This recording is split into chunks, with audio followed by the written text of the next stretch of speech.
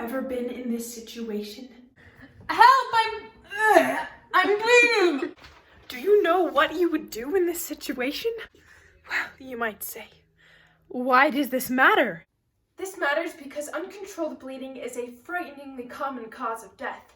In fact, 40% of all trauma-related deaths are due to bleeding and its consequences. In a serious hemorrhage, it may only be 2 to 5 minutes before a person bleeds out. On average, it takes about 7 to 10 minutes for first responders to arrive at a scene. Who's going to fill that gap? You're asking whether all students should be required to learn stop-the-bleed procedures. I think the answer is pretty obvious. Yes. Where I'm from, students are already required to take health classes throughout middle school and high school. Why not include stop-the-bleed procedures in that education? And where's the best place to learn anyways? School. And these life-saving procedures aren't too hard to learn.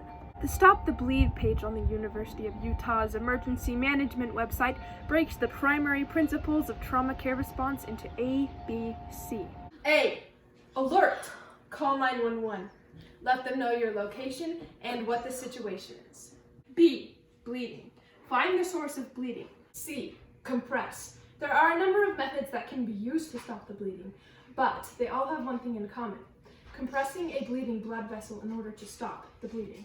Once the bleeding seems to be stopped, or at least is slowing down, position the injured and provide comfort until help arrives. Of course, we can't always be prepared for everything that might happen in a traumatic situation, but even knowing the basics can help students like me feel empowered in even the scariest of situations. So what more do we need to say? It's up to us to make sure students know how to stop the bleed!